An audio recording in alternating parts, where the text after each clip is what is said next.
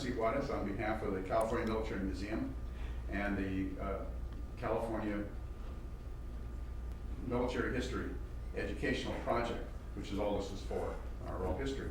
And today it's April the 3rd, 2002, and we're at the Adelphia Studios in East Los Angeles. And it's now about 12:20, and so we're beginning our interview today.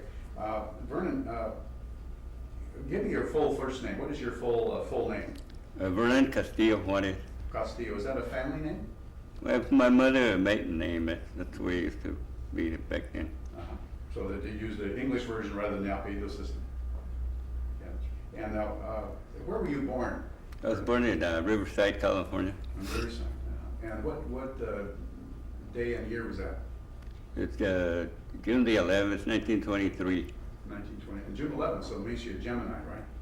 Yes. Right, that's good. My wife is one too. Now, when you were born in Riverside, and were you raised in Riverside? What were your family doing? No, I went to school up to about the 3rd grade, and then we moved to another town, Oro Grande, California. Oro Grande is up by Paso Robles? No, it's by Victorville. Oh, by Victor. And you were there for how long? I was there till the 6th grade. So remember the name of the school you went to? No, there was only one school. The town was real small. And then from there, where did you move to? We moved to Hanford in 1937. And where's Hanford? It's I would say about 30 miles south of Fresno. So it's a farming community? Yes. And would you tell me what kind of a community was Hanford? How big was it? And what was it like to live in Hanford? Well, at the time I was there, the population was 10,000. I think I like Hanford because everybody seemed to know everybody. It was a small town. Everybody got together real well. And what was it? Was everybody just like the all Mexicanos? What was Hanford like? Well, Hanford had its white neighborhood and then Mexican neighborhood. Were the schools segregated, or? Yeah, because there was only one school, so everybody had to. Once you get out of, yeah, more or less, there was only one school. And what was the name of the school that you went to? I don't remember. I remember going to Hamilton.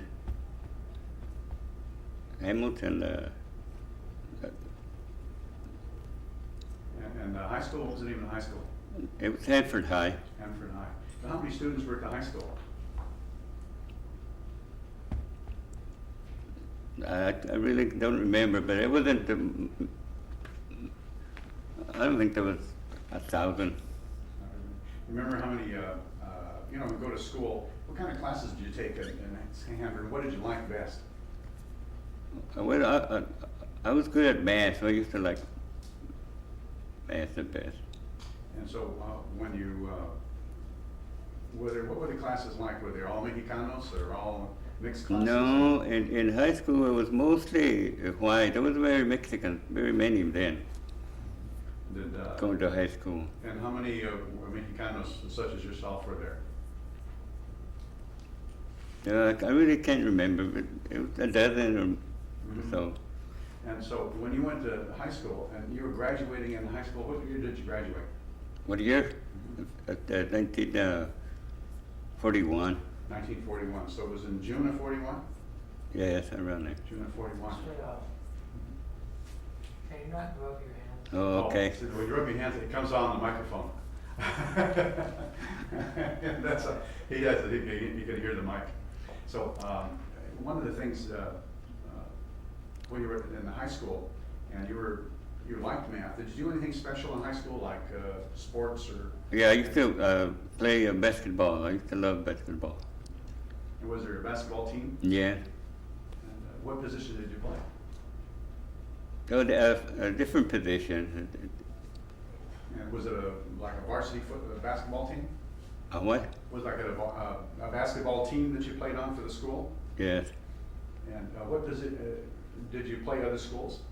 Yes.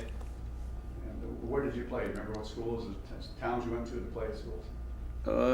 Yes, I remember Fresno, Clovis, a few other schools I can't remember. And would you have a good team? It was pretty good. And when you, and so were there all, what was the makeup of the basketball team as far as ethnic groups? I was the only Mexican in it because I was tall. Well, how tall are you? I'm 6'1". So you were tall, so that one of the reasons you stood out, and you were good at basketball. And yeah, I said I was good. So you were the only Mexicano on the Yeah. basketball team. And you got along fine with no problem? Yeah, there was no problem. What was it like in high school, going dating in high school? Did you have a first job? Did you work while you were in high school? Well, I worked part-time at the ice company.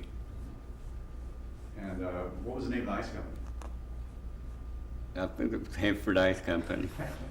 Remember what you earned? It was something like 50 cents an hour or something like that. And what did it cost to do something? I mean, what did a soda cost or a hamburger, a gallon gasoline, things like that? Well, you could get a hamburger and a soda for about 25 cents. You remember the places you went to get a hamburger and a soda? No, I don't remember. And so when, was there places that people hung out together, basketball team guys after game or something? Yeah, usually at school. So that's where everything took place, was at school? Yeah. So when you graduated in '41, what was your view of the outside world? Because your world revolved around Hanford and your basketball team. What did you have any idea, any inkling of World War II or what was coming around? Well, World War II had just started, so we knew eventually we would probably be going. But I had it so good at home that I didn't want to volunteer. And what was your family like at home? But it was a big family. I had 4 brothers and 9 sisters. Wow, big family. And well, I think it was nice. I think we were happy. Were you the oldest or the youngest? Oh, I'm about the 5th of the youngest. And you had older brothers and sisters? Yes. And and so they graduated school at the same time you did, same in Hanford? Yeah, in different years, but And so when you came 4th or 5th in the world that time. So what was happening, now you graduated in June of '41, before the war, before Pearl Harbor? yeah, yes. What did you do right after high school? I worked a little bit around at cotton gins and some field work. And What kind of field work were you doing? there used to be a lot of cotton and apricots and peaches. And So what did you do? we used to pick it. What was a day like when you're picking peaches or apricots? I've done that before, so I know. What was the day like at the? Yeah. As a high school kid, working as a picker. Well, I think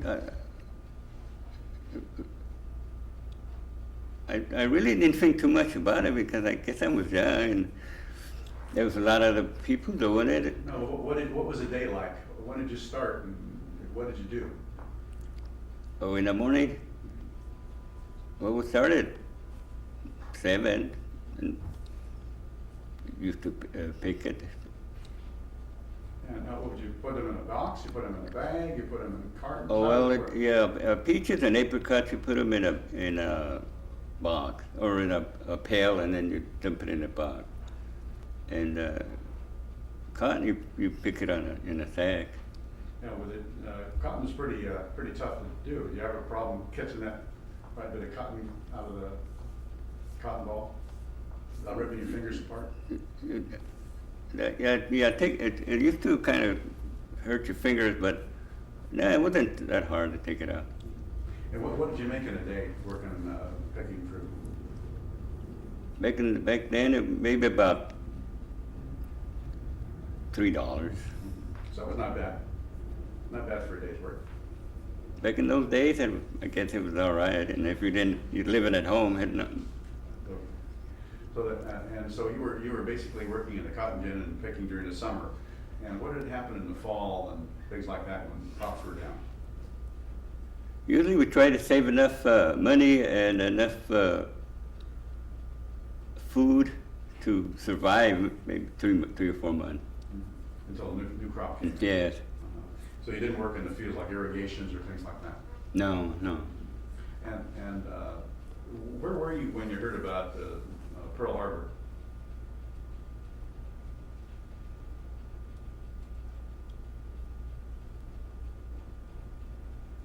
I was probably in bed, and And so, who told you? How did you hear about it? I heard that on the radio.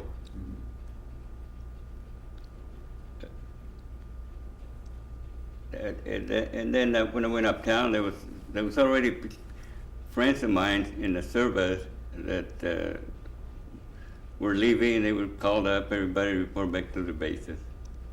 Okay. Did you have some friends who were already in the service? Yes. Were they home on leave or something? Yeah, some of them were home on leave. And you remember their names?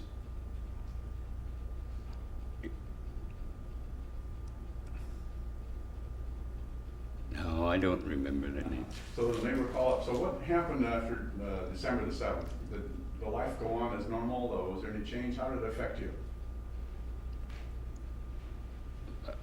I think life went on normal.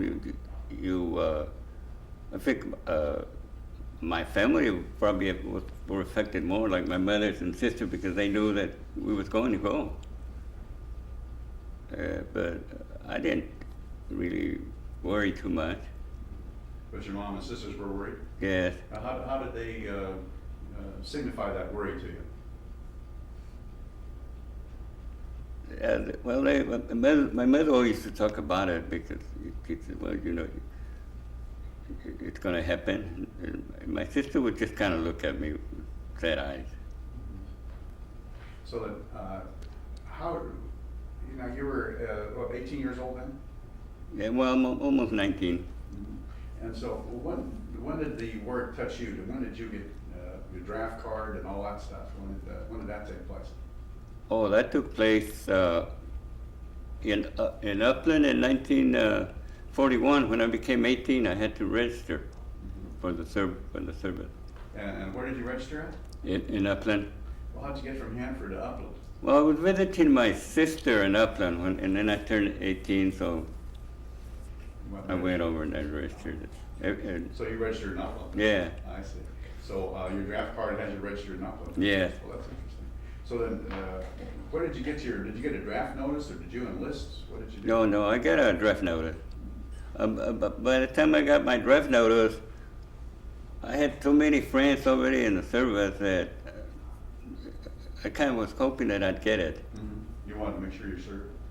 Well, and so when you got your draft notice, how old were you when you got your draft notice? Well, I got my draft notice in January, and I was going to be 20 that June. So that would have been what? 1943. 43. So you got your draft notice in January 43? Yes.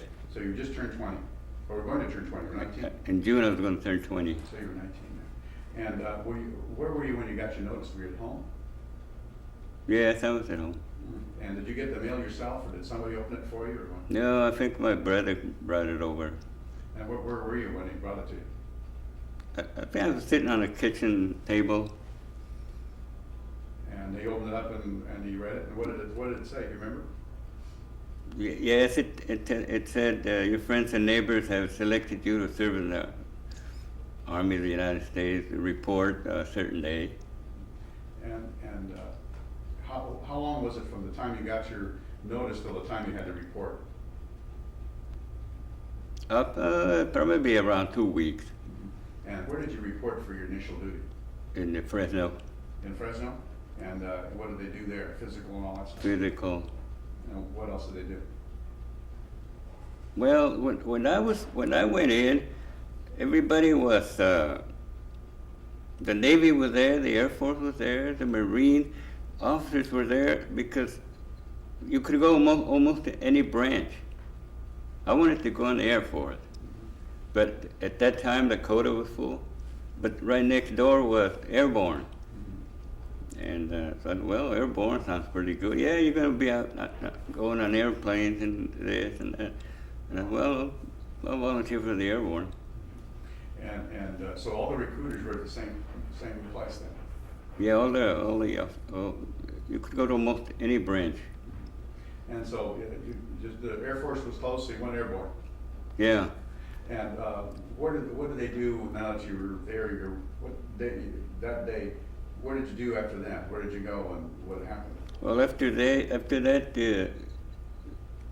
you get 14 days to go home and take care of whatever you're going to take care of, and then report back. And we went to I think it was Camp Stoneman up north. Mm-hmm. And I think and then from Camp Stoneman, that was in Monterey, right? Yes. Yeah. And then from Camp Stoneman, that was kind of a processing center. Yeah. Yeah. And what did they do there? What did they? Well, I think there they gave us our uniform, and there was thousands of people, thousands of soldiers going to different places, and so when they called my name, it was Camp McCall, North Carolina. So they called you off and said, where were you when they called your name? Were you in line? Were you? Well, it was like in a crowd, like waiting, like big crowd, and then they call a name. You're going to a certain place, Was everybody there airborne? No. It was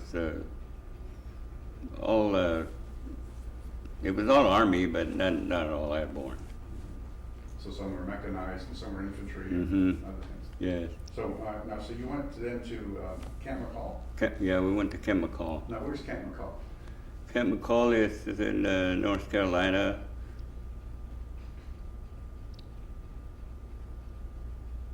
The only town I remember is Rockingham, and then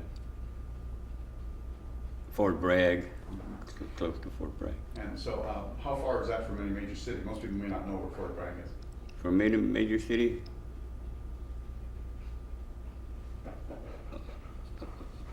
I think Raleigh was the closest big city. Did you ever go there on leave or anything? Yes, I went to Raleigh. What was the town like when you were on leave? How did they treat soldiers? Well, they treated the soldiers okay. They treated me.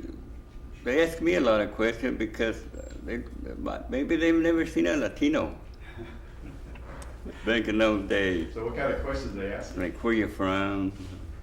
What nationality are you? And that was at the bars and restaurants, places like that? Yes, on the buses and stuff like that. And so when you, what kind of training did you have at Camp McCall? What kind of training did you have at Camp McCall? We had, I guess you call it basic training, advanced training. We were there maybe 10 or 11 months in North Carolina, and then we went to Camp Polk in Louisiana and took like jungle training. Well, in Camp McCall, what kind of training would you be considered basic training? What did you do your first month or two? Well, we just do a lot of exercise, get in shape, learn what our rifles were, take them apart, put them together. Went to the firing range. What kind of rifles were you using? Our company had the carbine. 30 caliber carbines? 30 caliber, yeah. And did you, when you went out to the range, did you become a marksman, or were you how did you qualify? Yeah, I think I did become a marksman. We qualified on a machine gun, and most of my duty was with a 81 millimeter motor. So you were the mortar? Yeah, in the You were part motor. of a mortar team? Yeah, And were you an assistant, or were you the mortarman? What was your job? it was a different capacities. The first gunner, the second gunner, the third gunner. So if someone doesn't know what a mortar is, could you describe what a mortar is? Well, it's kind of hard to describe, but I would describe it like a maybe a tube 4 inches wide, maybe 36 inches long, and then you drop a shell in it, maybe a foot long, and it shoots out like artillery. And so you would shoot, and those, what kind of distance would a mortar go? 80 millimeter. I think we were good at around 500 yards, but I'm not sure of that. So you had qualifications for mortarman too? Yeah, And so that was part of the training at Fort McCall. yeah, And you were still considered airborne, yes. and you were qualifying then. Yeah, we was in the 11th Airborne, yes. And then when you went to Fort Polk, what did you do there for jungle training? Well, Camp Polk, there was a lot of rain when we was there, and we'd go out and just do some hiking and some. I don't remember being in a fire range too much, but it was an exercise and keeping in shape. And what time of year was that in Fort Polk?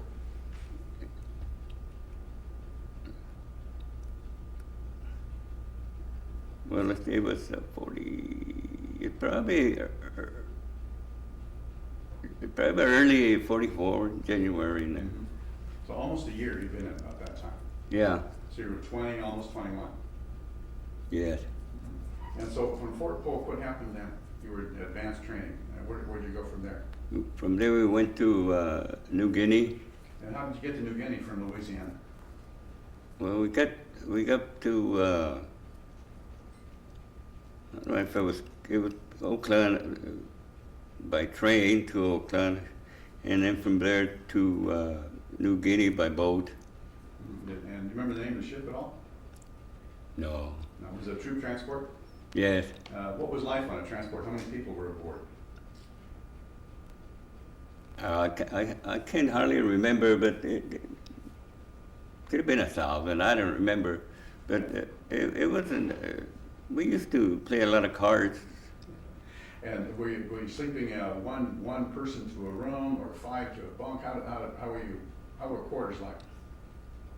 Well, if I remember right, it was 5 or 6 stacked, maybe a couple of hundred to a room. So it was all the guys that you knew. Yeah, were in yeah. We've So been they- together a long They time. birthed you all together. So who was the buddies that you were with that were birthed in your areas? Well, I had some close friends, but usually it was a guy named Villegas, a guy named Ventura, Tafoya. Those are guys you remember? Yeah, being Latinos, we still kind of stuck together. And how many Latinos were in your unit, In our company or in your company? Ten or 12. And how many men in the company? Our company, since it was the headquarters company, our company had around 200. And then the rest of the company, like A, B, and C, they had about 150. And you were the headquarters company? Yes. And what did headquarters company do versus the other guys? It's a heavy weapons. We have the heavy machine gun, the motors. The other companies that are more like the rifle company. So they were more assault. And they got their smaller machine gun, they got a smaller motor. So they were 30 caliber, you were using 50 calibers or what? Heavy machine guns? No, it was 30 caliber. They were both using 30. And then We had the BAR. What's a BAR? People won't know what that means. Well, BAR, I think it's a Brownie automatic, and that could be a 50 caliber. The shells were big. And what was that used for? Well, we always used to call on a BAR man when we had a distance to shoot. And we had a Latino, but I used to, hey, BAR man. And So where were most of the Latinos? You said there was 20 or so in the headquarters company. And what kind of jobs did they do? well, we had Latinos in the machine gun platoon and the supply platoon, the ammunition carriers and stuff. And so when you left by ship from Oakland, remember what time of year that was? It was, I remember because it's a Mexican holiday. It was May the 5th, 1944. Cinco de Mayo. Yeah. You left San Francisco on Cinco de Mayo for New Guinea. For New Guinea. Now, how long did it take you to get to New Guinea? Well, it wasn't a straight run because during those days there were some Marines in the ocean, and it took us 30 days. That's a long time. Yeah, because it was getting away from submarines and You never got attacked or anything like that, no. so you lucked out. And Yeah. now, for the people who don't know where New Guinea is, describe what was it like and where did you arrive in New Guinea? Port Moresby, or where did you go? In New Guinea, we arrived in. I forgot the name of the beach.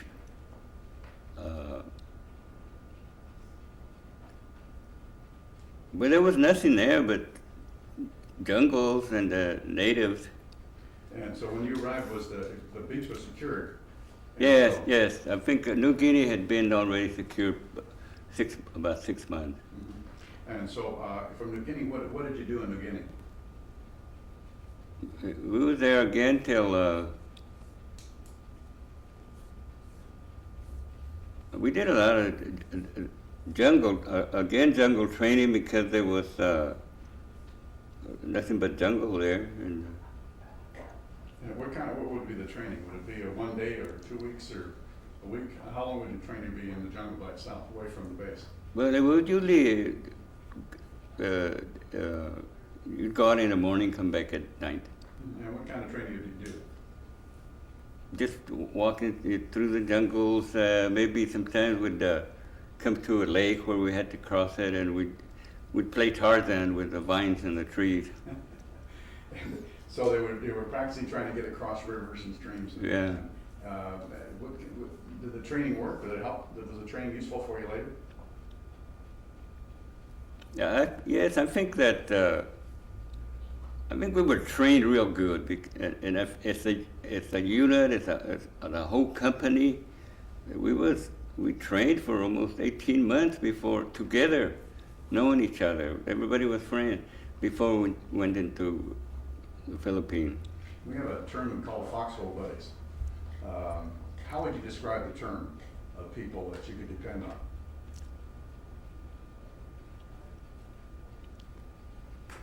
Well, it was just I don't think I have a word for that, but I just knowing that they were there, that you could depend on them. And that was very important to Yes. you. Now, when you went from New Guinea, did you go into the Philippines from there? Yes. Now, where did you go first? We went to Leyte. And do you remember where it was in Leyte? Yes, we went to Leyte was invaded October the 20th. The 11th Airborne, we landed there at Beetle Beach on November the 18th. And so you arrived by ship? Yes. You arrived by ship. How did you disembark from the ship? How did you get off the ship onto the beach? On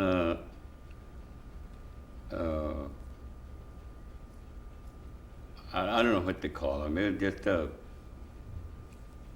like a bark, they do to get on it. LCVPs, those with the drop the front? Yes. So the LCVPs, the little ones with Mhm. 30, 40 guys in them? And so, so they would take you from the boats to the beach themselves? Yes. And so how did that long did it take to get your regiment out? Or your company? To get it off the Put all those people get off the ship? oh, probably a day. So you disembarked at that point. Now, you weren't fired upon at that time because it was secured Yeah, the beaches were secured when you arrived. when we arrived. And so at Leyte, at first, you were reinforcing as reinforcements? Well, by the time we had, first I can remember, Leyte is almost all mountains, except around the island. As far as I remember, and our assignment, by then all the Japanese had gone to the mountain. And our assignment was to cross from one side of the island to the other side, chasing the enemy. The Japanese were retreating then? Yes. And so how did your unit do that? We just walked. Were you taken by trucks to begin with? Were you assaulted? When did the Japanese decide to start defending themselves? Well, there was we just started walking up the mountains. It was the hardest part of that was it rained almost every day, and then we'd go from mountain to mountain. We could see at night. We could see the Japanese digging in on one mountain, and we'd be digging in on the other one. And then next day we'd try again. What was it like trying to move around in Leyte in monsoon in the rain?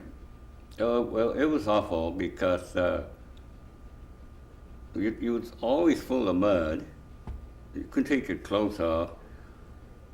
I think one time we came to a lake, and I think maybe 8 or 10 guys would take their clothes off, shower, take the mud off. The rest of the company would be guarding. We used to get our supplies by air, our food and ammunition. Would they parachute into you? How would the supplies get to you? By airplane. Those little airplanes. Would they parachute them into you? They went. Would they parachute the supplies to you, or they have an airstrip, or how would they get them to you? No, they put them on these small planes, and they just drop them. They come down like the 21 ration, the ammunition, the clothes, the shoes. They just come down. They try and get as low as they could, but Big boxes just hitting the ground. yeah, and you better watch out if you're on the bottom because one of them might hit you. And so, so they came in without being busted up that way. Well, unless it was real heavy, I can't remember any parachuting anything down. It was always dropped. Oh, those right. And so from there, when did you make first contact with the enemy? The first time? Well, I remember the first time we was walking like in a column, and then next to a tree there was a couple of dead enemies. I was about half, maybe there was 40 or 50 people walking on a column, and maybe I was half in between this column, and I see these two dead enemies. Well, they're dead, but then right about that time that I was thinking they're dead, there was some shooting, and they weren't dead. They were just plain dead, and they happened to kill maybe 4 or 5 of the people at the end before the rest could shoot at them. So just those guys were playing possum? Yeah. Was there anybody else attacking at the same time? No, that's the first time that I've seen any kind of action. The rest of the action was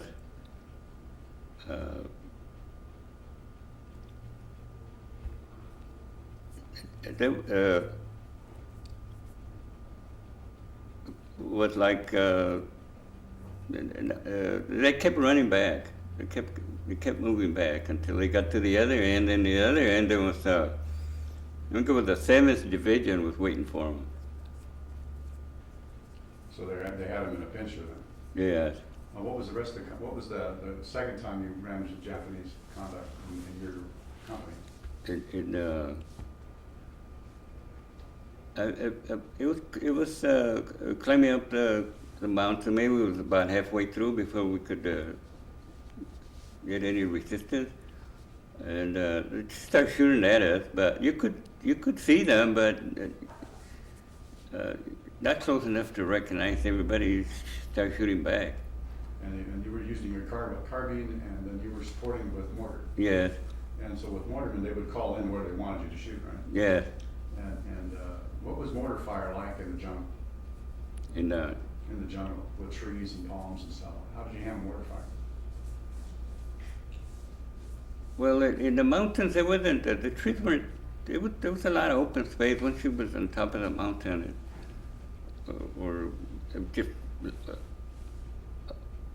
little below the top, so you'd have some protection. And how did the Japanese defend themselves? They were always defensive posture, but make any offensive moves at all? Well, they would. The Japanese would holler "banzai" and just charge. They just start shooting and charge. And they'd run up against machine guns and all kinds of fire, but they kept charging. And they were all dead. How many did those banzai attacks that you saw? I didn't see very many, maybe 1 or 2. But how many would be involved in those banzai attacks? Well,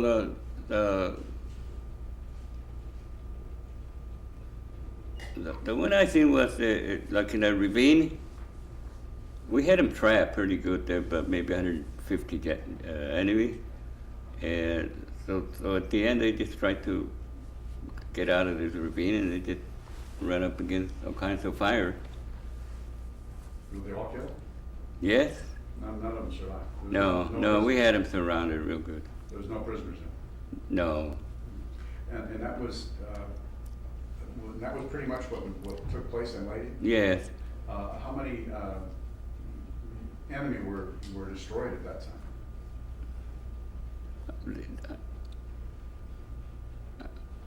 I think the 11th Airborne was credited with 6,000 enemy. At that point? And that was in what time of the year? In 40? That was in 44 still? Yeah, in 44. In, November, December? yeah, we got it. It was November and December. And so what was, and you were like, so you were not in a rifle company, so you didn't have the banzai attacks at you directly. Did you face any of the banzai attacks yourself? Well, the one I was just describing in the ravine, yeah, we was. Involved with that? It was involved. And so, well, you were with your carbine or with your mortar? With the carbine. Mm-hmm. So you yourself were involved in the direct attack at that point? Yes. How many were involved in that from your 11th Airborne against the enemy? On that one occasion, it was probably a battalion, 600. Mm-hmm. So how would you describe what a firefight like that was? How long did it take from beginning to end, from the time you discovered the enemy until the time it was over with? And you know, I think it's important for somebody to understand what a firefight's like. Well, that one took probably around 6 hours because we had the enemy pinned down pretty good, and it wasn't over till they decided to attack. Tried to get out of the ravine, and then it didn't end. It didn't last over half an hour. So the actual battle was itself about half an hour. Yeah. And what Now, can you describe what the noise was? I mean, I know what it's like when in Vietnam, but what would you describe the sound, the activities, what was going on? What did you actually see?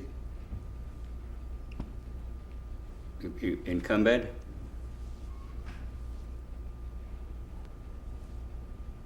Well, actually, all you hear is a lot of shooting.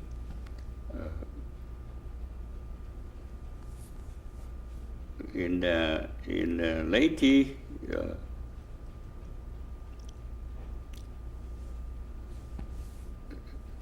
you just shoot and there's a lot of shooting, but at the end of the day, nobody seems to, at that young age, I guess, nobody seems to be too worried about it.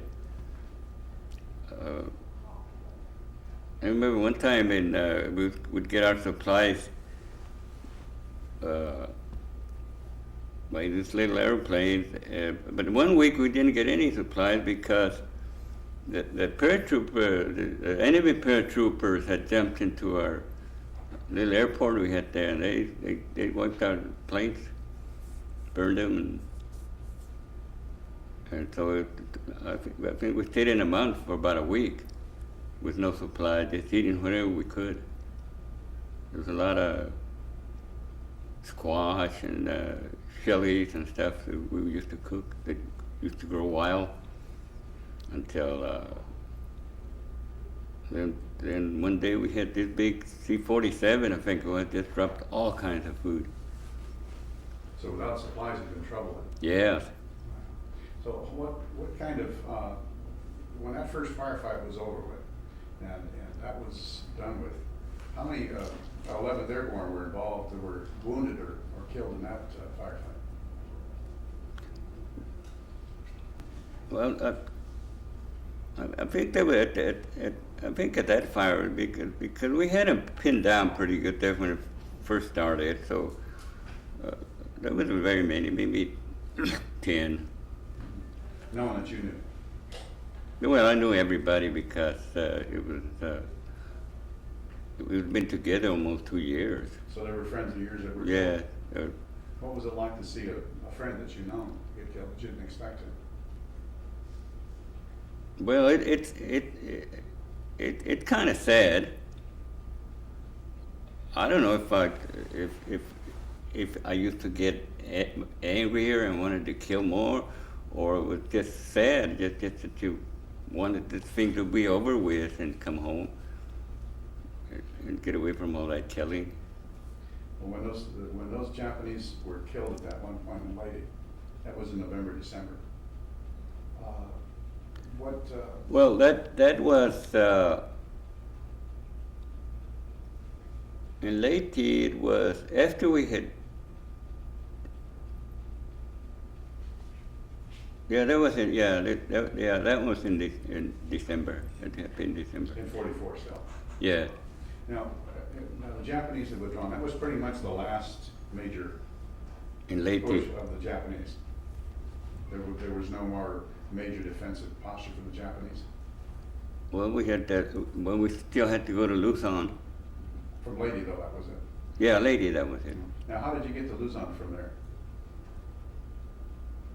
I remember it took 3 days. It was. I guess it was LSD, maybe 200 to a chip, and then you get to the beach, and then the front opens, and you jump out. And you had jeeps. Do you have any armored, or was it all jeeps? And what kind of equipment did you have? I think I don't remember any heavy machinery or any stuff. I remember, but mostly soldiers. It was an invasion. I remember the Navy and the Air Force started bombing the beach, and the Navy was shooting their big guns at the beach there. The landing wasn't very hard, but bad. The Japanese had left the beach. They pulled back. Yeah. When did you start encountering the enemy at Luzon? In Luzon, Well, we moved pretty fast.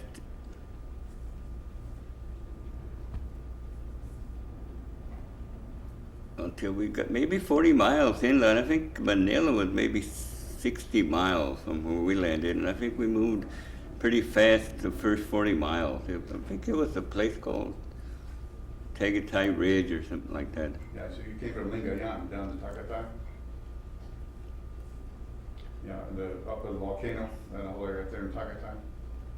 Tagaytay Ridge is really high.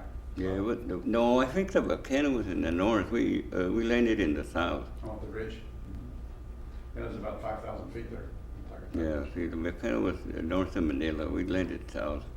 And did the Japanese start defending at that point, or were they still retreating to the city? Well, they were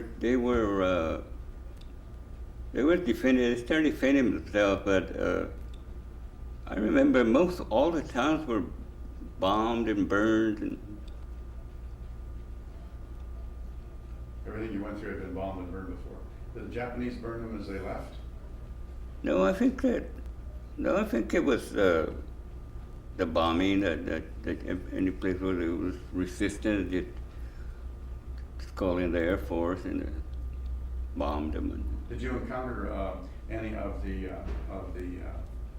guerrilla forces, Filipino guerrilla forces that were, as you were advancing towards Manila? well, the Filipino guerrilla forces that I seen over there, they were on our side. How did you encounter them? Where did you see them?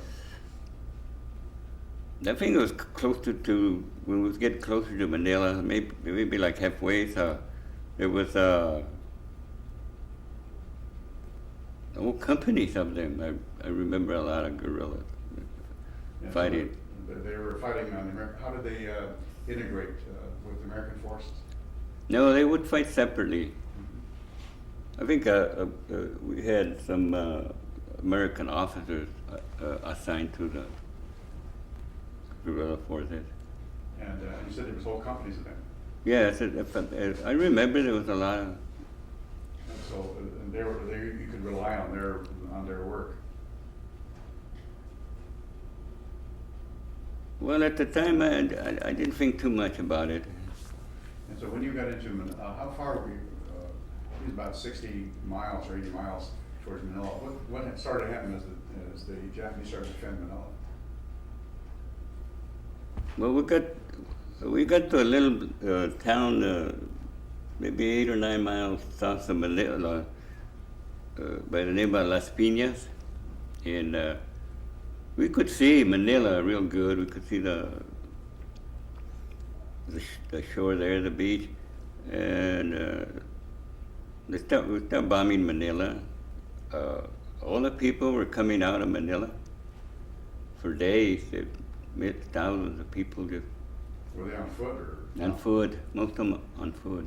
Were the children or families? What was it? Were the families or children? Yeah, families. And how did they look? Were they in bad shape? Were they okay, or what was the situation like? They seem okay. Maybe they were hungry because they've been walking, getting out of Manila, but they seemed like they were in good shape. So they were getting food from the Americans also then? When When they were leaving the city, when they were climbing, being expatriating, going through the American lines, they were getting food from the Americans at that time? well, I didn't notice at that time. Now, when you started getting into the city, what Japanese Marines had pulled into Intramuros, when did you guys start to encounter the defense of the city of Japanese forces?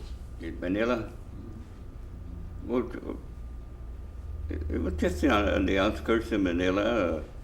We used to fight street by street. How did that take place? How were you trained, and how did it take place there in going and assaulting a street occupied? Well, the enemy usually would be maybe in one area trying to defend that area, that block, and then we used to we used to fire our motors maybe from one block to the other, and then advance that way. How did the rifle companies advance? Well, they proceed with caution. They try to duck, and keep cover wherever they could. In some places I know they use satchel grenades, knock the walls and go from building through building from the inside, rather than expose themselves in the street. How did it take place there in Manila?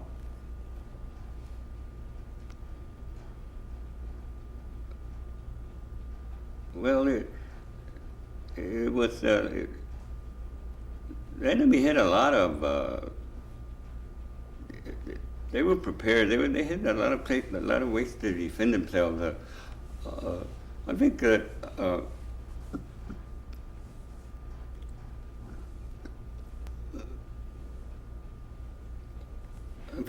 the bombing did a lot of good for us, for our side.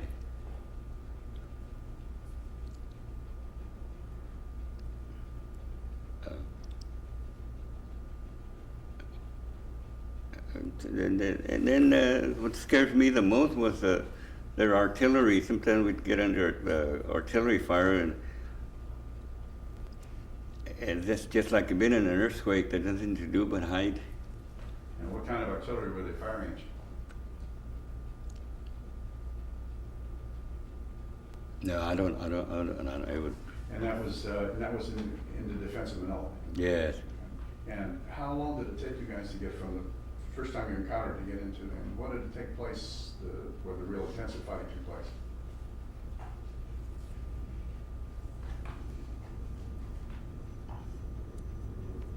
I don't know if I don't know. I don't remember.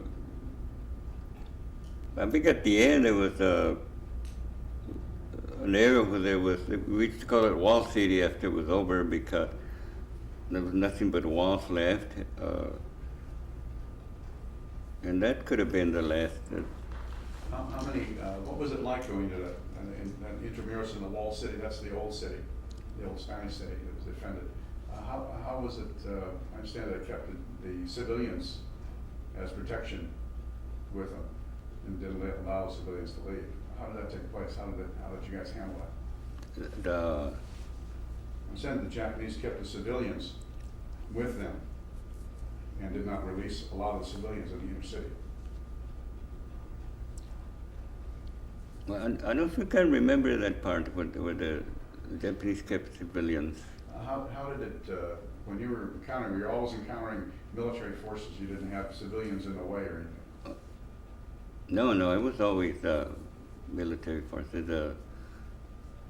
You could always recognize the enemy because they had their uniform on and their little caps. And when you were, how did they, you said they had a lot of ways to defend themselves. How did they defend themselves? Well, but I mean what I mean by that, they had their the pillboxes, they call them. They had places they had built with bricks around them and bunkers, and they were kind of prepared for the invasion that they knew was coming. How did you get through those bunkers and those pillboxes? Well, when we advanced, we'd capture a bunker, and then the pillbox would always, you know it was there because it was shooting at you. Well, how did you get through those things? Well, usually,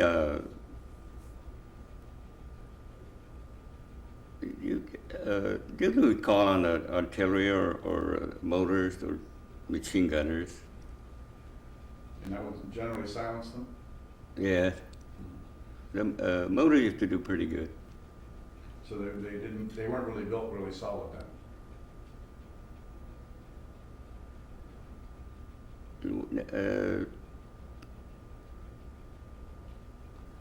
No, I don't know if it would destroy the pillbox, but it would kill the enemy. That's true. When you got to, now, how long was that that fight between getting into Manila, how long did that take place?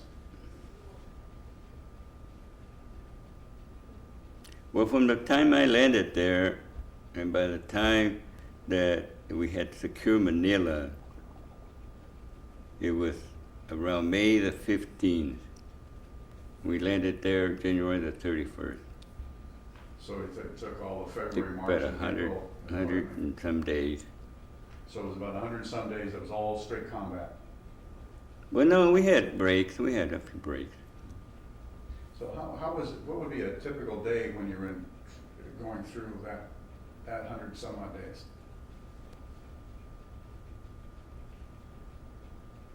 Well,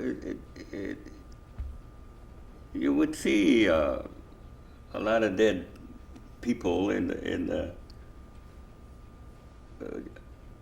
I always thought that this is not going to happen to me. I'm not going to be one that's going to die here.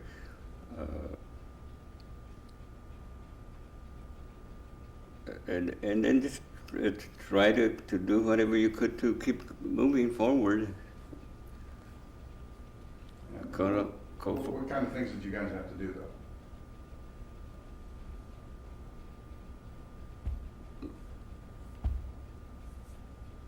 Well, if you see there'd be days we didn't see any enemies, which if you would see them, you'd try to shoot and keep going.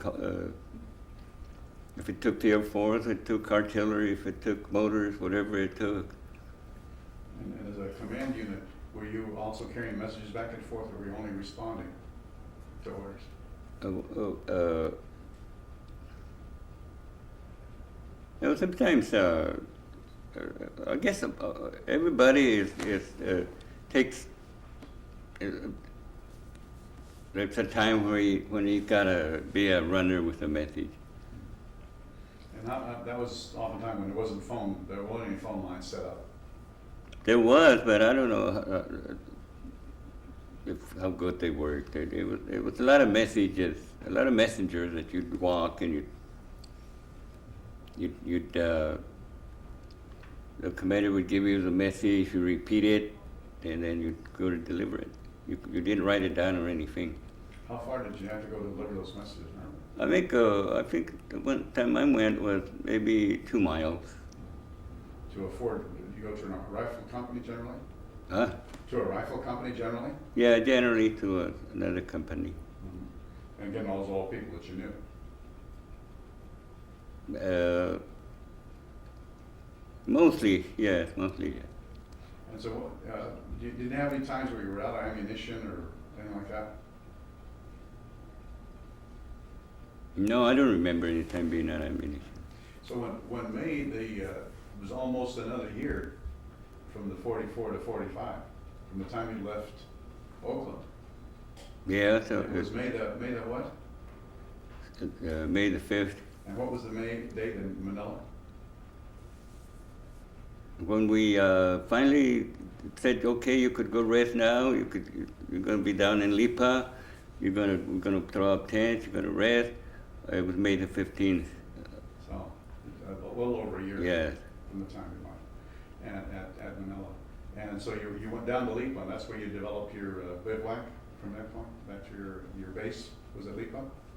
Yeah, after we had secured Luzon. Mm-hmm. There was still little scrimmages here and there, and they sent a company or so to go. The Japanese would still come down from the mountains. They got hungry or something. I understand the guerrilla forces were still pretty active in helping American forces. Yes, Filipino guerrillas were. And now, change, you're going to the Marines, which were the Naval Marines, were the ones who pulled in to defend the walled city and pretty much destroyed most of the city. Yeah, it was pretty well destroyed. Yeah, okay. Well, we're continuing with tape 2 today. Now it's tape 2 interview with Vernon JUAREZ, and it's now about 1:25 on Wednesday, the 3rd of April. All right, we got it in there. Now, Vernon, you were mentioning now that we secured Manila. It's been a little over a year since you left San Francisco or Oakland by ship. Yes, And what, describe to me visually, how would you describe what Manila looked like after everything was secure? well, Manila was a big city. It was something like Los Angeles. There was a lot of areas that wasn't hit, but the areas that were hit, they were just bombed, destroyed.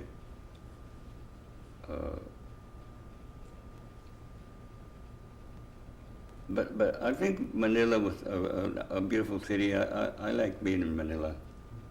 I enjoyed it, Manila too. How would you, what were the people like? How did they treat the Americans?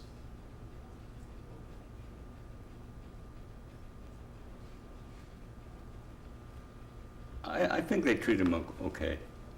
There was one or two, there was some that, they had it real good when the enemy was there. They'd eating, they had a good job. When they would mention it. Now, we were better off before, but as a rule, some people were glad that we had liberated them. How long were they before they were able to start having their own markets and start bringing food in from the outer areas and start getting things back to normal? We're trying to. Well, I think almost right away, because when we were there, we went back to Lipa, and then we were back in Manila. Maybe a month later, the restaurants, markets, everything seemed to be moving. So it's been a big rejuvenation in that month between. Yeah. So things have been cleaned up? No, things weren't. You can still see some of the roads still closed. A lot of debris. Because you're in the rainy season, what was it like then? Well, Manila, I didn't notice the rainy season too much, because it was sort of like we did all our fighting in flat country. It was, I don't think it rained that much. Now, if you had, now you mentioned that you were at the palace. Tell me about that. Well, I don't remember if we took turns or what the reason was, but our battalion was chosen to do MP duty in Manila.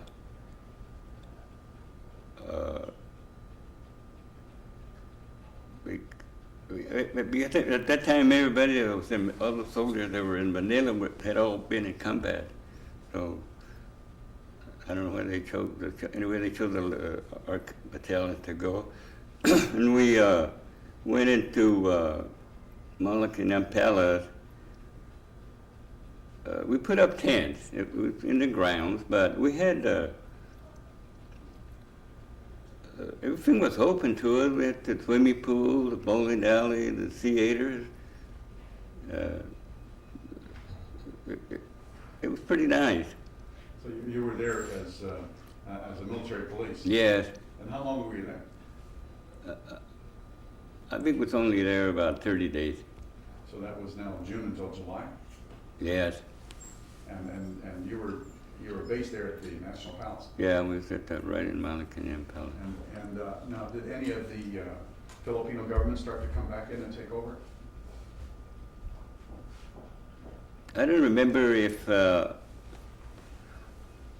I think that our duty was just with the military. I think that the Filipino government already had their police there. I don't remember. Mm-hmm. And so you were securing the grounds or securing the city itself? You were based there? Well, no, we were just like policemen. If a military person got into trouble or Well, you didn't control traffic in the city or like that, so you were just after, as military police rather than as, Yeah, we police didn't control, I think we controlled, as far as traffic, we controlled the bridges because a lot of the bridges were rebuilt. I forgot what they call them, pontoon bridges, where only a certain amount of cars could be on it. So I think we controlled that, so that maybe only 3 cars at a time could go by. And that was trying to provide some stability there. In the Yeah, south. because there was room maybe for 20 cars, but if you get 20 cars there, that bridge would go. So you were there in, till June or July then? Yeah. And they were getting ready then for the invasion of Japan, right? Yes, we, as far as I can remember, when we went back to Lipa from our duty there, they start talking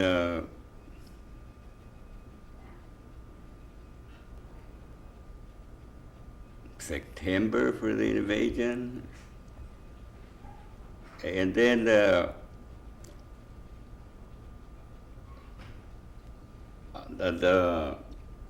think the 7th Division went to Okinawa and some other division, and that was the last island between the Philippines and Japan.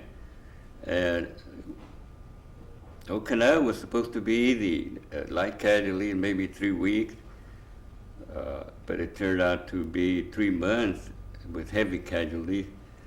And so then now the rumor we're going in November to Japan, after Okinawa took so long to get.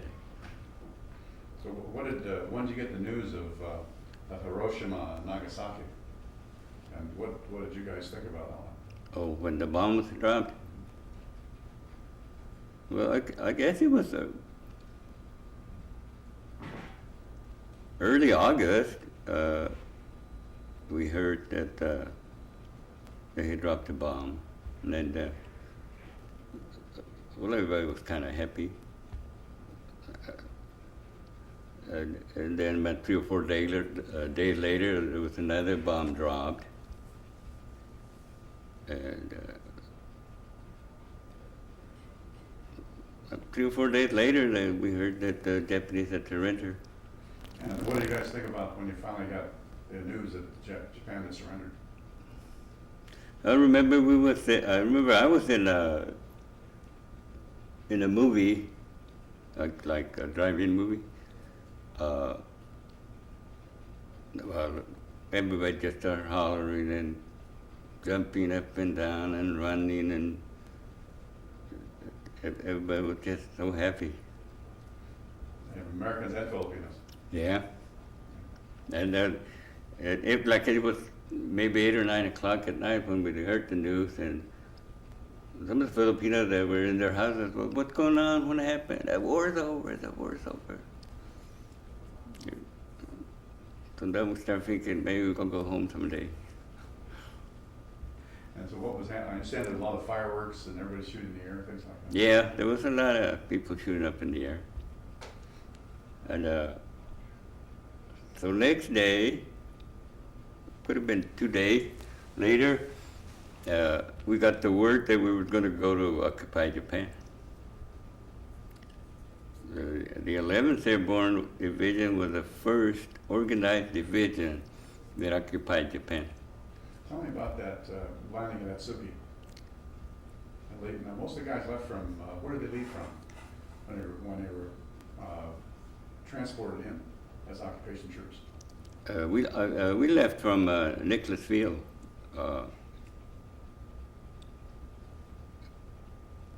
Right by Manila. I don't know how they did it, but they must have gotten 500 planes in a hurry, C-47s and C-53s. And so we went to, 2 or 3 days later after the surrender, we went to Okinawa and landed there. And we stayed there maybe, a week, maybe 2 weeks. until the Japanese got the airport radio over there and all the vehicles we was going to need, and then we left Okinawa, landed in the Sugi Airdrome outside of Yokohama. Now, I said the planes were leaving about every 40 seconds. Can you tell me about the departure, full combat infantry? Tell me about that. That was interesting. Oh, Leaving from Okinawa to land at Sugi. yeah. Well, we was fully equipped, ready to. Could have been a surprise, but we was ready for combat if it was a trick. I don't know. I think the airplanes would probably be landing every 10 or 15 minutes. But I remember we landed there. We weren't our plane wasn't the first one, but I remember landing there about 9 o'clock in the morning, and I remember General MacArthur landing there in the afternoon, about 3 o'clock, I think it was. The Japanese were waiting for him, and when he got off his plane, the Japanese had the swords on, and MacArthur made them take them off, throw them all in a pile. And they didn't want to because they were claiming that was part of their uniform. But MacArthur said, no, take them off. They all threw them all in a big pile.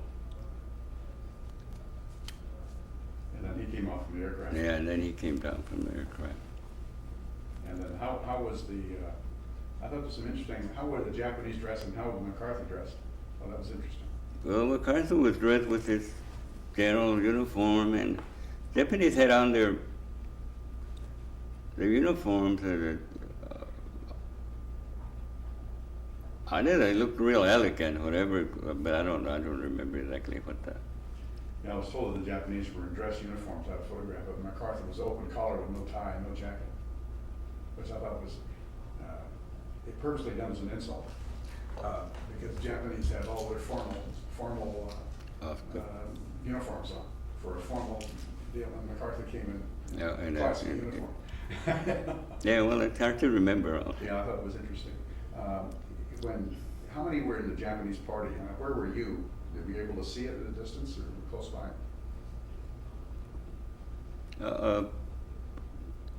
I must have been maybe 100 yards away. You were part of the honor guard or what? Yeah, about 100 yards away when his plane, after his plane had landed and he was going to get off the ship. And was there a band and all that kind of stuff? A plane? Was there an army band or was there any of those kinds of things? Normal? Was there any kind of parade or just a ceremony? I don't remember if it was the band or not. The thing I remember is mostly is him getting off the ship and making the Japanese take their swords off. I don't remember if it was a band or not. And how did the ceremony take place? What happened? Well, from there, that was the last I'd seen. From there, he had an honor guard, and they took him to wherever they were going, and then a couple of days later, when they signed a treaty at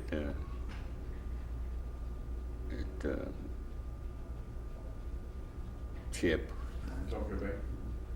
Now, when they had arrived, did the Japanese present anything to him, or did he present anything to the Japanese, or did they shake hands? What took place? Yeah, I don't remember. Mm-hmm. Now, when you were 100 yards away, were you guys at attention? Were you an honor guard? How were you? No, we were just hanging out, just watching. Mm-hmm. Were you armed? We was armed, ready for anything. You didn't know what was going on. Yeah. I understand that there was five Japanese divisions were surrounding that base. Yeah. I remember after dark, it was in the airdrome, we was all scattered out to different places, like the guard overnight. I remember there was activity all night long. Everybody hollering, corporal of the guard, corporal of the guard.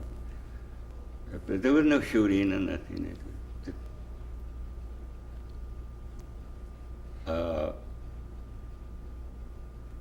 And then from there we went up north to different places.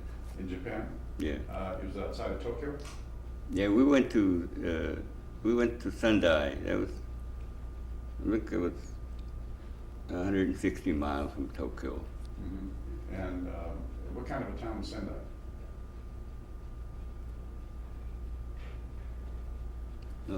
At first I can remember, it was a pretty good sized town.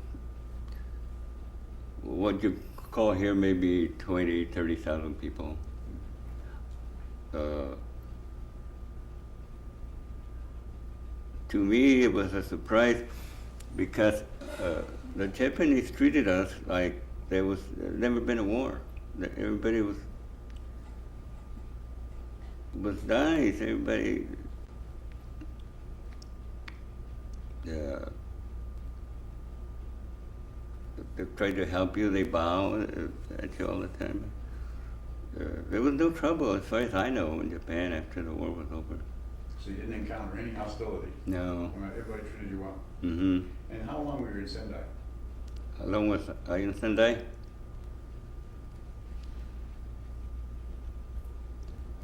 Well, I drive, I think it was August the 31st. Maybe it was in Sendai a week later, first part of August, first part of September. And then I left Sendai that December in 45. Well, what were your duties there? Your individual duties? Really, I think mostly we kind of relaxed.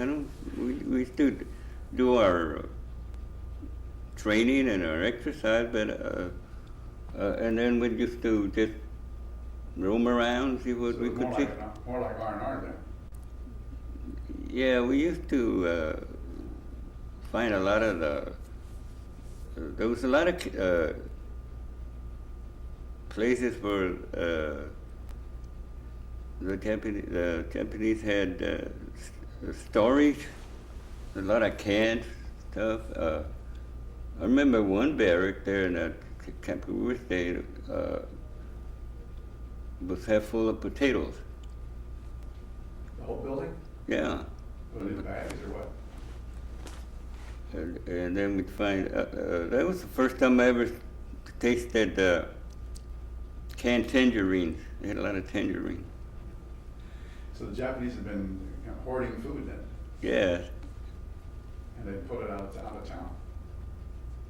And then we ran into a few airplanes that were American airplanes, but they were painted with their flag, Could have been captured aircraft. I guess. And that was that an air base or just a regular base?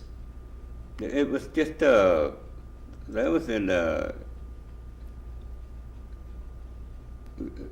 it was just a private storage. Probably, I don't think it was a air And base. the base that you were at though, was that a regular army base or was that you occupied or was it the city that you took over? Was it a No, military base? the place I was at was army. It was probably a Japanese army base before. Mhm. And it was in Sendai. Yeah. And so your duties were there to basically just kind of occupy the place, didn't do much of anything. You didn't go outside. And Well, relax.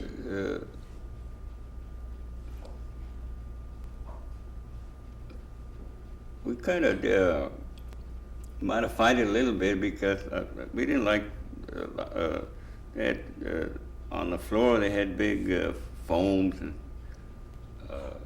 carpet looking stuff. So a lot of stuff we took out. We didn't like it. We stayed mostly on the base. And then maybe go to Sendai. And they said people treated you very well. Yes, on the streetcars, we should just get on it. And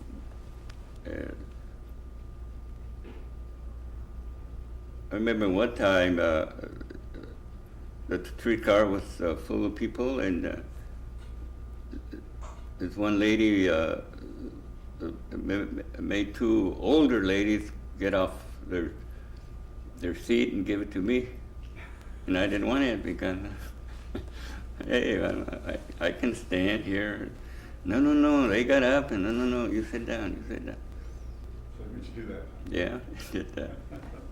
So, and what was, you know, that was in a civilian town.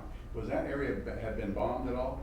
I don't think Sendai had been bombed. So it was still, now you're, as an American, you're 6 foot tall, 6'1". You stood head and shoulders above everybody. Yes. Describe what it was like walking around town with everybody a foot shorter than you.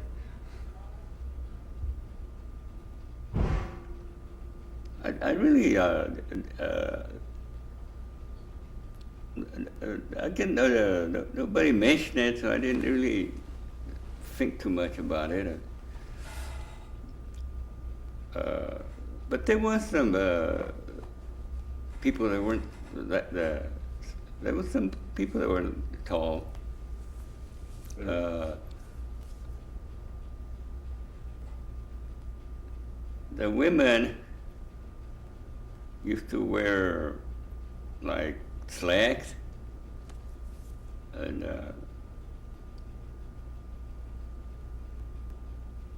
but I don't remember my hike being anybody's, because most of the Americans were pretty tall. So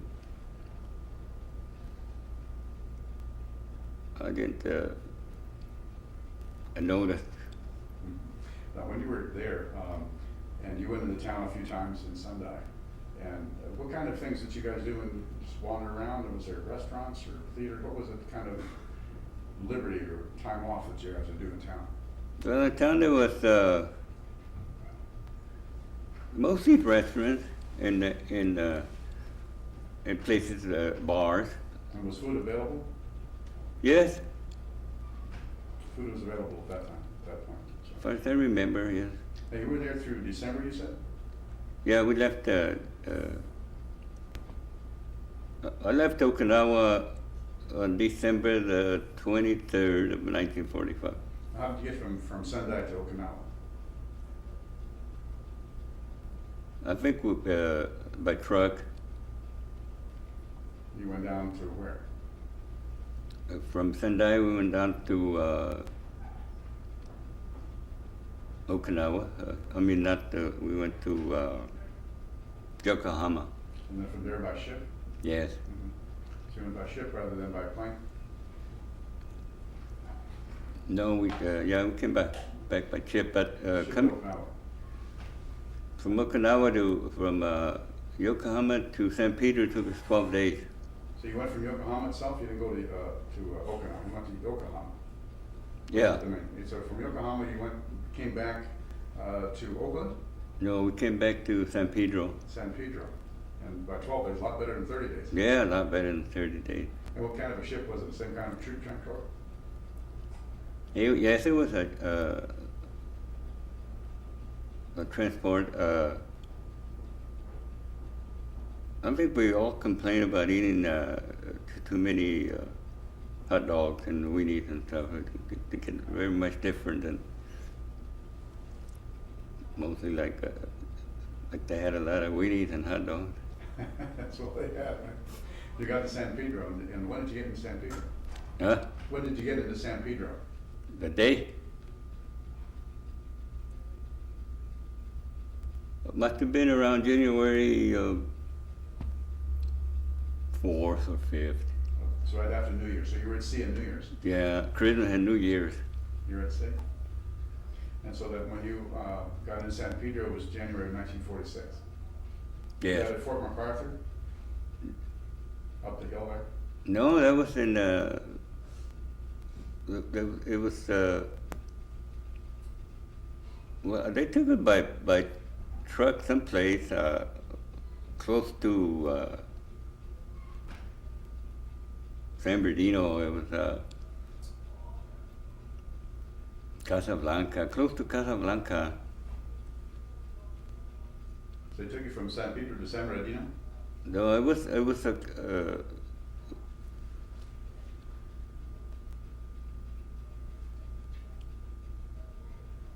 it seemed to me like there was a place where we could stay there or something, but we didn't stay there only maybe 12 hours or so when it was shipped out to our camp of we were going to get discharged. And where was that at? That was up in Camp Stoneman, up by Salinas. Oh, so you went up to Salinas, so that's almost a Monterey then. Yes. Camp Stoneman's right there between there. Mm-hmm. And not Fort Ord, No, it was Camp it Stoneman. was Stoneman from there.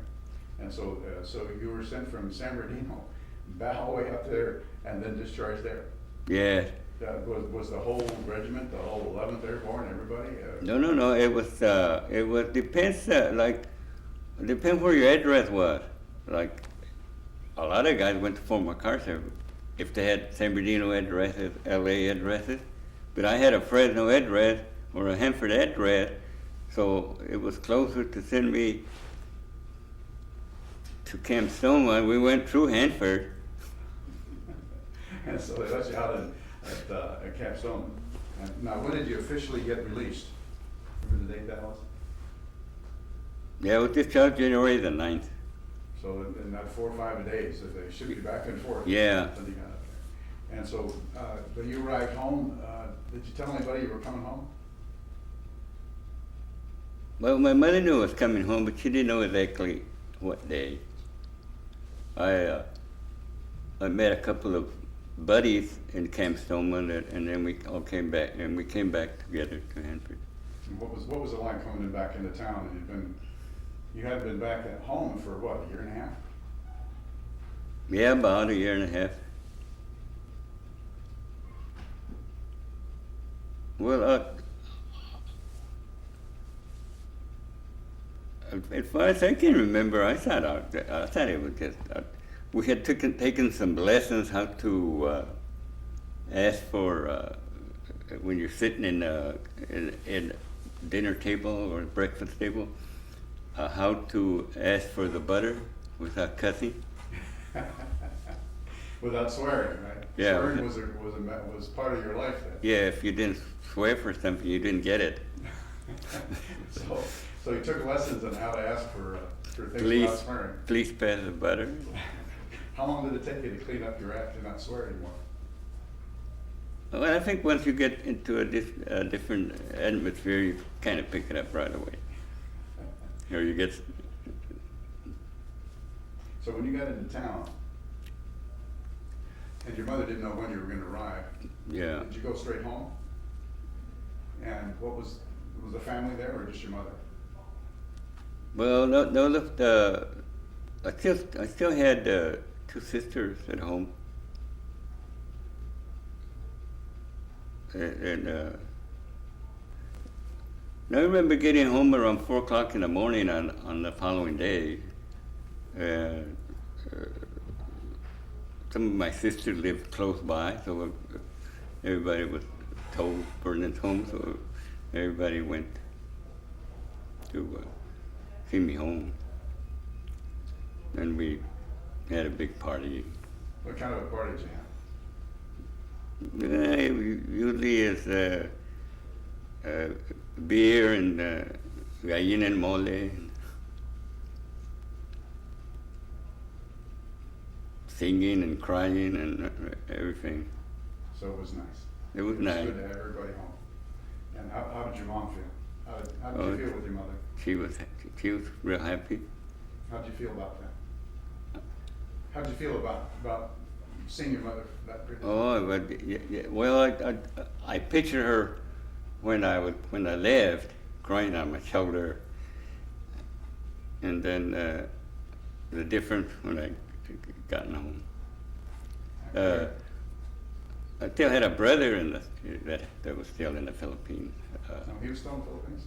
Yeah, about He went in kind of late. I had just left for Japan when he had, arrived in the Philippines. Oh, so he was occupation force. Yeah, Mhm. So he didn't see combat. no, Mhm. but he always claimed that he was guarding the supply depot, the food, but he said sometimes the Filipinos would want to go in and get the food, so they had to kind of defend that. Defend the food. Now, when you got out, now that was 1946 in January.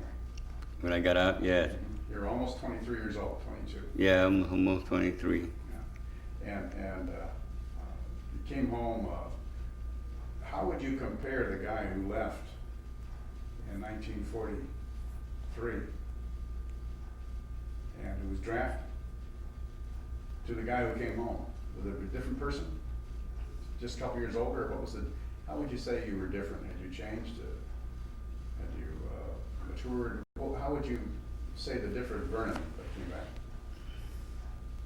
Well, I didn't think I was any different.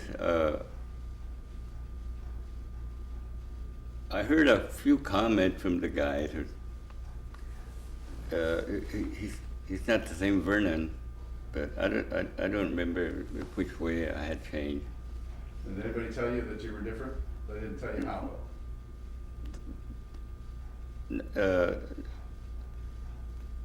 I only heard a few comments.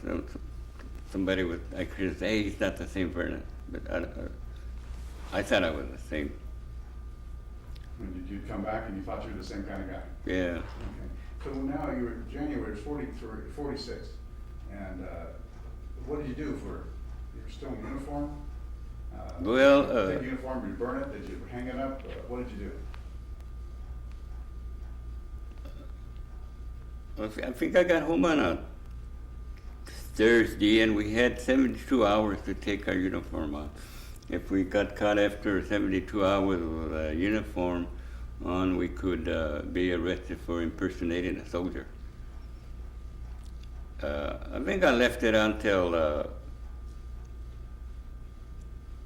I wanted to go to a dance with my uniform on, and the dance was on a Saturday. So I went to the dance with my uniform on, and then I took it off the next day. What was your rank when you came home? What was your rank when you came home?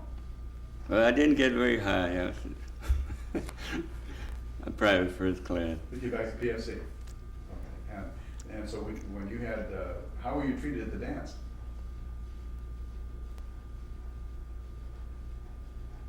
Well, I knew a girl that before I had gone in the service, and I remember them playing Kiss Me Once and Kiss Me Twice. It's been a long time. And we were dancing, she started singing it, and then I didn't know how to dance, and then there was a circle of people around her because she was singing the song. And everybody started hollering, kiss her, kiss her, kiss her. And of course you had to follow through. I didn't remember what I did. I don't know. And so when you had, so you were, everybody really welcomed you home then? Yeah. Right. That's good. All right. Now from that point, I'm running at the end here. When you had, now you got down to Southern California and ended up at Douglas. How did you get to Southern California? Well, I stayed over in Hanford. My brother used to have some trucks I used to drive for him. And then one winter, a couple of the guys decided, let's go to LA and look for a job. So that's what we did. And how'd you end up at Douglas?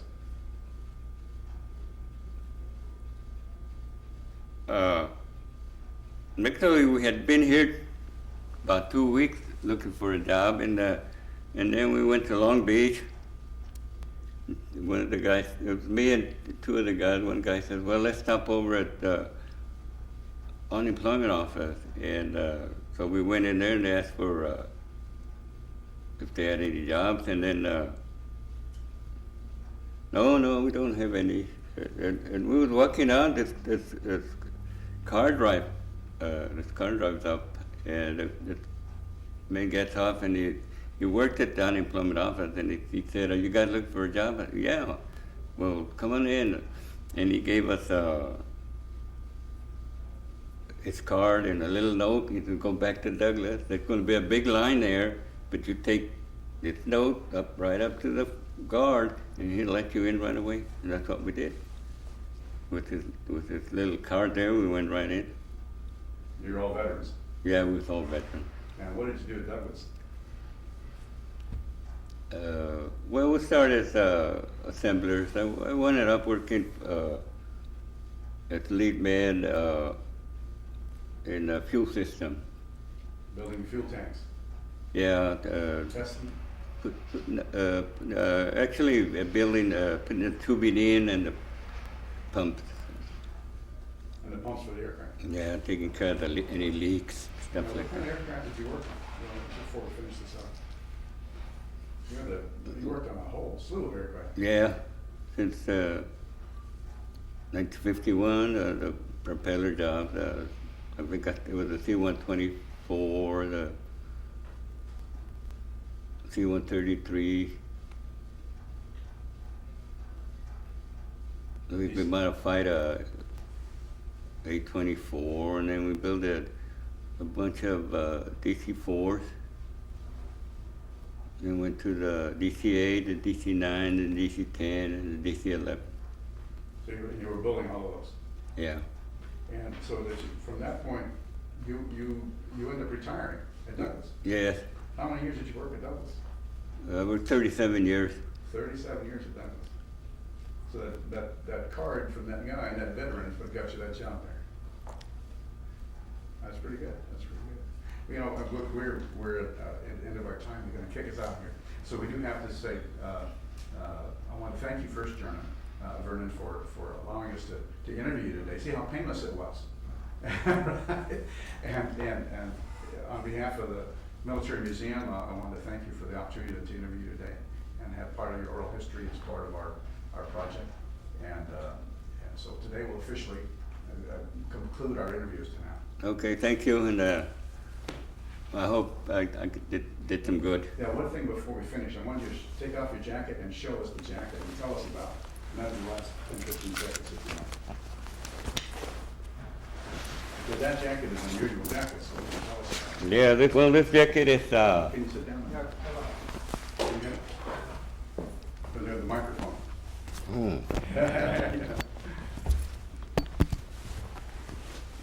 I forgot about that.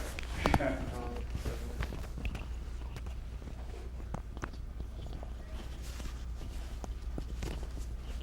we go. Okay, now can you sit down, be better? Yeah. Okay, if you sit down, then you can spot forward. Is that okay? Good. All right. yeah, this jacket is from our Los Angeles chapter. It's the LA chapter, and I'll tell me what it is. This is a limited airborne cap patch. How do you rate the patch? How did I? Now, in other words, I couldn't wear an airborne patch. So how does you have to be a member in combat to wear the patch, right? No, you have to be a member of the 11th Airborne to wear the patch. And then that's just bigger. And this is the 187th Regimental Combat Team. That's what you were part of. Yeah, I think this is from 187. And what does it stand for? What does each of the symbols stand for on the Well, that's just the parachute.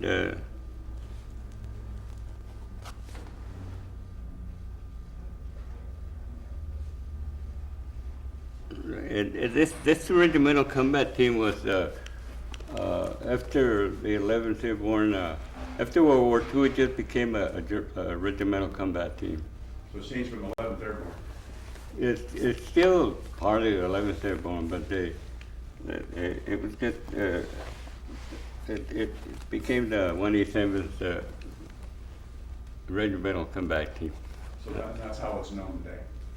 I think they went to Korea and in Vietnam.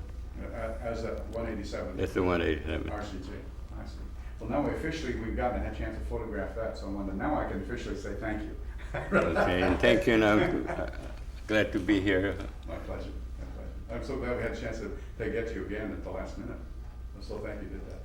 And now, Cecil, you want to see how it was?